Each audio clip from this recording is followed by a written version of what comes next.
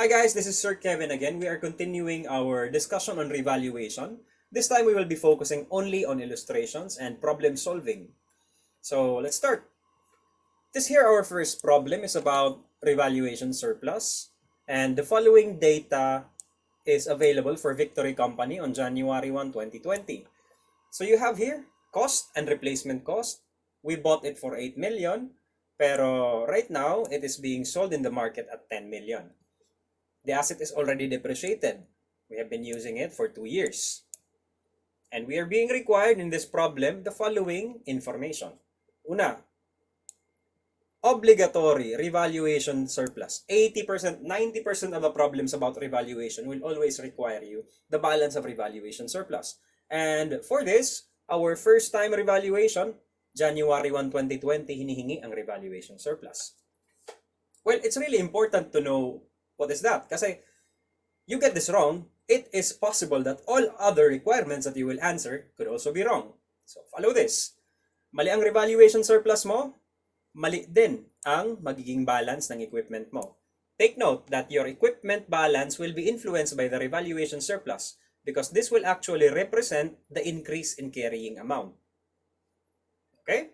Mali ang equipment mo, mali din ang depreciation natin. Oh my gulay! And then, piecemeal realization. Ito, piecemeal realization represents the transfer of OCI to RE, di ba? That is directly connected to revaluation surplus. But if mali ang original amount ng revaluation surplus mo, of course, mali din ang piecemeal realization. Take note, piecemeal realization, gain yan. Pero it is accounted for like you are depreciating the revaluation surplus little by little. Think about it like dinidepreciate mo ang revaluation surplus. Pero kabaliktaran to kasi you are actually realizing a gain. Okay? Revaluation surplus being representative of an increase in value that is being staggeredly recognized in RE. Enough about that. If you were not able to catch the discussion part of this, I have a link down in the description that leads you to the part 1 of this video series. So just check it out. Next is revaluation surplus again, pero this time, it's already for December 31. Kanina ang requirement that was for January 1, 2020. And everything else is 2020 dated. Okay? Let's go right on ahead and answer the most important requirement here, which is your revaluation surplus. But before we do that, there is an important piece of data that you need to know. Or what is the accumulated depreciation ratio? So for that, you will be needing what is the original life of the equipment. Original life of the equipment or useful life is computed as cost over annual depreciation. But since annual depreciation is not given, we need to compute it actually. Luckily, accumulated depreciation and age is given, kaya maaari natin siyang makompute simply by dividing accumulated depreciation over the age. Well, it's actually pretty obvious, right? 1 million. So what you do with that 1 million annual depreciation, to get the useful life, simply divide cost over annual depreciation. Stop there. Kung merong residual value. If there is a residual value, you need to deduct it first. Okay? So, for standard, I think alam nyo na yon. 8 million over 1 million is 8 years. Okay, so 2 years, age, 8 years total. That is your rate of depreciation. 2 over 8. So when you compute for revaluation surplus, you will first have to organize the data this way. Into a 3-column format following first column, cost, replacement cost, appreciation. The following data pertains to equipment, 8 million, accumulated depreciation, 2 million, and book value of 6 million. Okay, the piece of equipment is already depreciated 2 over 8, diba? So 2 over 8 multiplied by 8 million is simply 2 million, as is the given. Now, revaluation works this way. Pretend as if nabili natin ang equipment for 10 million. Kung nabili natin sana ang equipment for 10 million, magkano ba dapat ang accumulated depreciation natin? That is 10 million times 2 over 8. Kasi 2 years na nagamit and then 8 years total life.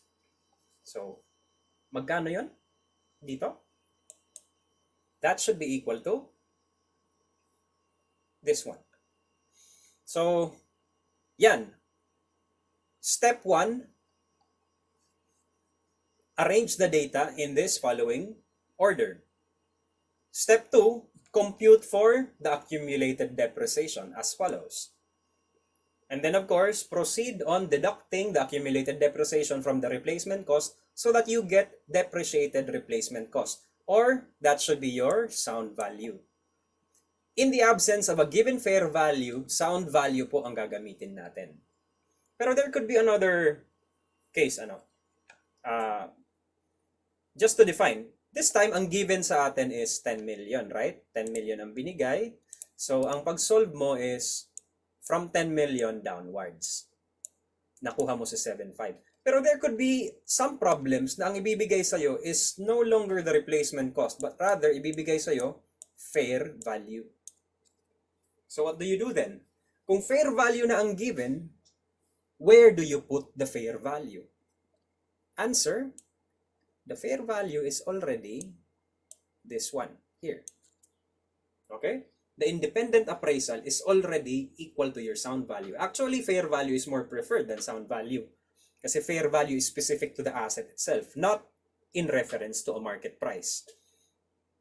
Okay? So, kung mayroon kang fair value, ilagay mo dito, and then compute ka na lang pataas magkano magiging increase.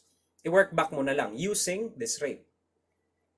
So, if I would do it like this, if 2 over 8 is 2.5, then ano ang book value, carrying amount? This should be 6 over 8 dito sa baba. Okay. 6 over 8. Try mo. Step 3. Step 3. Now it's time to complete your revaluation schedule, which goes like this. Appreciation. Yan. Appreciation is simply the difference between each and every line here. So 8 million minus 10 million minus 8 million is simply an increase of 2 million. 2.5 minus 2 million, that is simply an increase of 500,000, so on and so forth. But do take note, in order to make sure you're doing the right thing, dapat 6 million minus 7.5, 1.5, di ba? Pag i-compute ko to pababa, 2 million minus 500,000, dapat magko-coincide din. Okay, 1.5. And that is already your revaluation schedule. Eto, to answer the question, how much is the revaluation surplus? Revaluation surplus represents the increase in carrying amount. And that is, my carrying amount right now is 6 million. Pero after revaluation, the carrying amount will already be 7.5. That is why, to increase 6 million to 7.5, 1.5 dapat ang magiging addition natin. That is your revaluation surplus, 1.5. Sir, ano tong 2 million and 500,000? They are simply incidental because we are using the proportionate method. Okay? Since 1.5 ang increase sa carrying amount, kailangan mo din i-increase ang other related accounts. So on and so forth. Equipment increased by 2 million, yes. Accumulated depreciation is also increased by 500,000. Note that accumulated depreciation is normal balance credit. Following requirements. Requirement number 2. Requirement number 2. What amount of depreciation expense will be recognized? Okay, since nag-revalue tayo, we will already be using the 10 million as a basis for depreciation. Take note, January 1 ang revaluation. So by the rest of 2020, your equipment will already be presented in your books at 10 million minus accumulated depreciation of 2.5. That is to begin with, January 1. So ang balance ng depreciable amount natin on January 1 is already 7.5. Okay? The remaining life is 6 years because of 8 minus 2. 8 years useful, 2 years age. 6 years remaining. That means our depreciation expense is 1,250.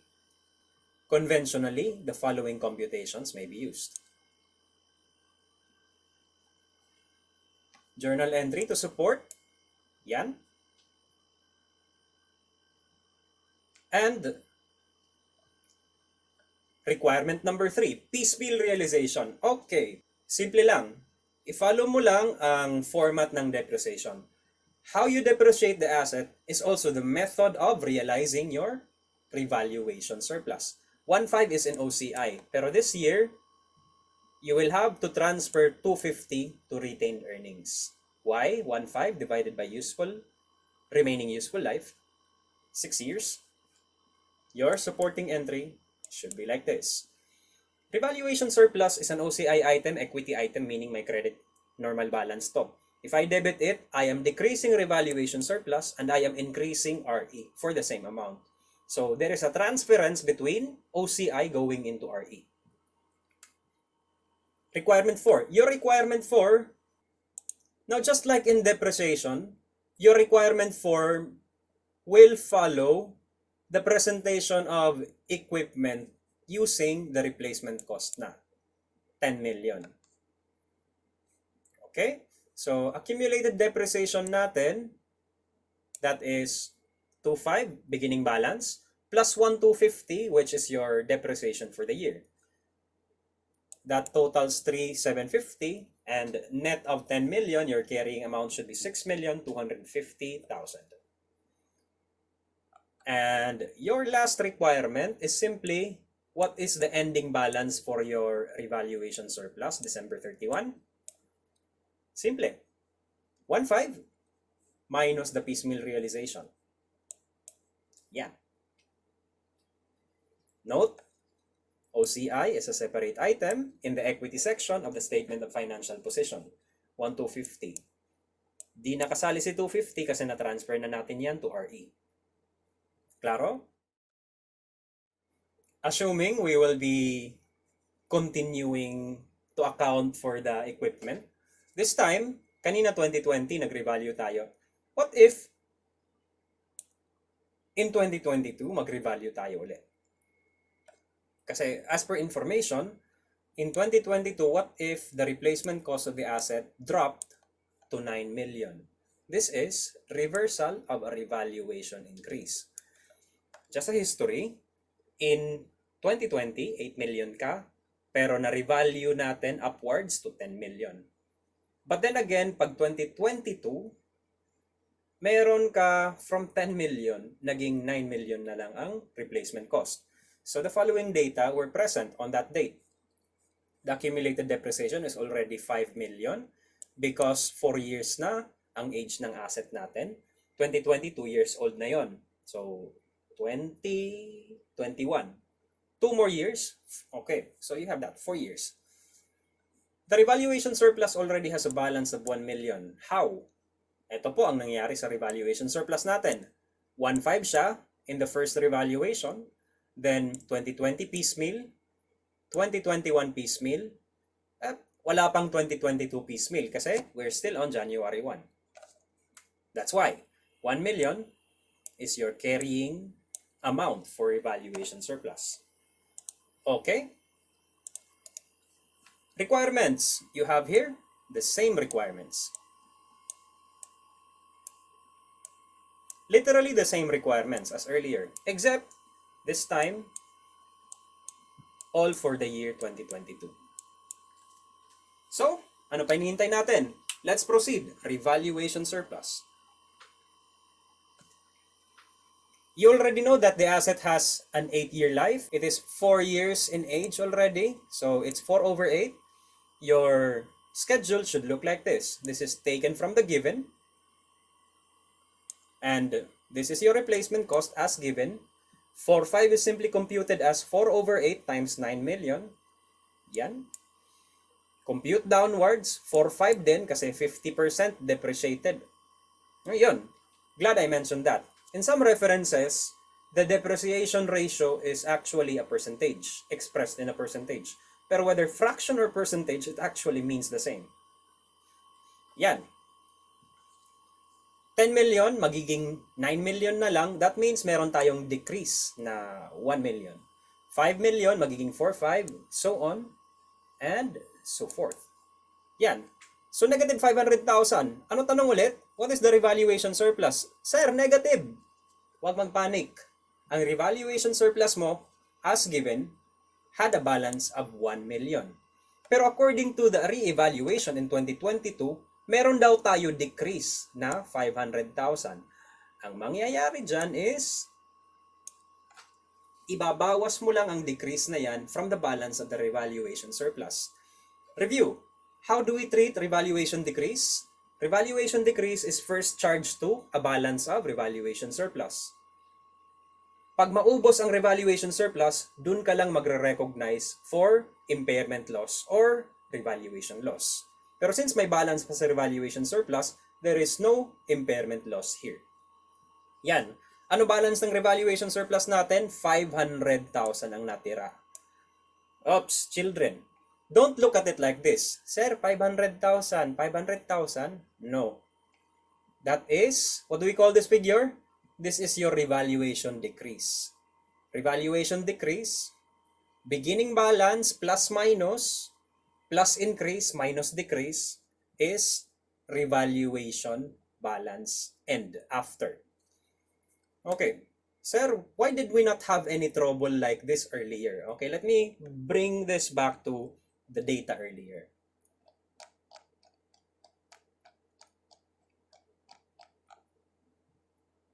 Notice here that there is no balance yet of revaluation surplus.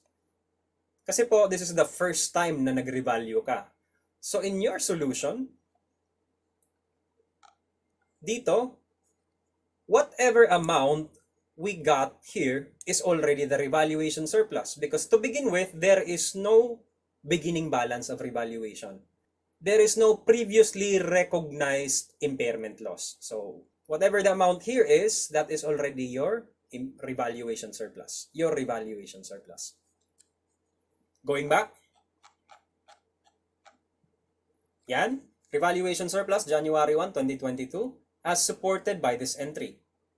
So equipment decreased by 1 million. Accumulated depreciation decreased by 500,000. Revaluation surplus decreased by 500,000.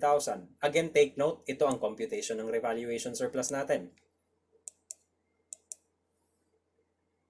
Requirement 2, depreciation expense. Okay, before we get to that, take note lang na ang gagamitin na natin for computation of the carrying amount and depreciation is this data here. Yan. Like this. So, as mentioned earlier, ito yon. Depreciable amount. Again, be aware if there is any residual value because you will have to deduct the residual value as well before computing depreciation expense. Remaining life, 4 years. That's 8 minus 4. So, meron ka 1,125. Conventionally, the depreciation may also be computed as follows. Guys, this is moving too fast, pero if you would like to examine more closely the data, just pause the video anytime. Ang reason lang kung bakit mabilis ang pagkakadiscuss natin kasi this could go on for 1 hour actually kung I will be explaining everything thoroughly. Journal entry, depreciation expense, accumulated depreciation standard. Requirement 3, piecemeal realization. Ito po, balance of your revaluation surplus, remaining life, piecemeal realization. Simply divide. Yan. Revaluation surplus will be debited again, retained earnings will be credited kasi nare-realize mo siya. Requirement 4, your equipment will be presented this way. Yan. 2022, December 31. 4/5 in January 1 as per revaluation schedule. Pero nag-depreciate pa tayo for the year. 1,125. That is 5,625 in total. Your carrying amount will be 3,375,000. Okay, here's one lesson that I don't want you to learn the hard way. I have been always a victim of this. Pag tinatanong ako ano ang carrying amount neto, ano ang carrying amount nun, I will always refer to my initial computation. In our case, siguro mabibiktima ka kung tanungin ka what is the carrying amount tapos isagot mo lang 4,500. Okay? Lesson. Always be aware of the date of the question. Anong date ang itinatanong? Kasi if you would answer carrying amount to be 4/5, then you are answering January 1. Ano ang tanong sa requirement 4? Requirement 4 is asking you December 31.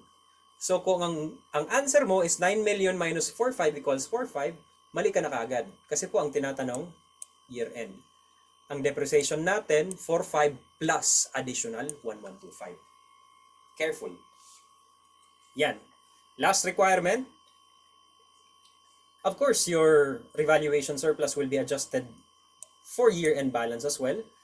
Ito, beginning balance mo to for the year, minus the piecemeal realization, you get 375 your ending balance. Yan. So, reversal of a revaluation increase. Yun po. What if we went one more level? Continuing the illustration. Okay, 2020, 2022, ngayon 2024 na. So what would happen if we continued this? 2024, assume the following data. 9 million ang carrying amount mo due to a previous revaluation. Ngayon, 7.5 na lang. The accumulated depreciation is already 6,750. You do the math. This is already 6 years old, so that's 6 over 8. 6 over 8 times 9 million. Yan, 6,750. And the revaluation surplus has a balance of 250. I presented the computation here. Paano naging 250? Kasi on January 1, 2022, ito ang balance natin, 500,000 after revaluation on 2022. Tapos meron kang piecemeal in 2022, piecemeal in 2023. Wala pang piecemeal in 2024 kasi January 1 pa lang ang date ng problem natin. So you have that, 250,000. Here. What amount of impairment loss will be recorded in 2024? Okay. If any, kung meron. So 9 million, naging 7.5. So nag-decrease ulit yung, yung cost natin, replacement cost. Maaaring magkaroon tayo ng impairment loss dito. But we'll see. What amount of depreciation expense? Standard. And then how will the equipment be presented? Also standard. So let's go with requirement 1 first. Your revaluation schedule will be presented like this. Ito po, as given. As given ulit. 7.5. So, 7.5 times 6 over 8, you get 5,625. Proof. Sir, may calcu ka, di mo ginagamit. Mental na lang. Mental. Yan, 5,625. Okay, 9 minus 7.5, 1.5. 6,750 minus 5,625, you get 1,125. And then sa baba, 2,250, di-decrease to 1,875. Oh my gulay. We will have a revaluation decrease of 375. Yan. How do we account for the revaluation decrease? The revaluation decrease is accounted for this way. 375. When there is a revaluation decrease, it must first be charged again to any balance of revaluation surplus. This time, we have a balance of revaluation surplus of 250 from last year ending. So, ang 375, i-allocate natin first to any balance to that effect. And then, pag meron pang natira, yun na yung para sa'yo, impairment loss. Kung merong matira. Okay? Pero since meron, 125 is your impairment loss. So here, entry. Equipment will be reduced by 1.5. Yan. Accumulated depreciation will also be reduced by 1,125. Impairment loss will be recognized 125. And revaluation surplus will be cancelled out 250. So, next requirement. Your depreciation expense will be based on the revalued amount or your replacement cost na. So this is on January 1, 1875. So for December 31, the amount of depreciation will still be using remaining life. Pero this time, 6 years old na po ang asset. So 2 years remaining. Depreciation expense in 2024 is 937,500. Simply computed, pwede rin. Ganito ang gamitin mo na solution. And of course, your obligatory journal entry dito sa baba. Third requirement, your equipment will be presented as follows. 7.5 based on replacement cost, beginning of the year accumulated depreciation, and depreciation expense during the year for a total of 6.5, 6.2, 500. That would net as a carrying amount of 937,500. By the end of the year, the equipment will only have a remaining life of 1 year. Yan. So yan po.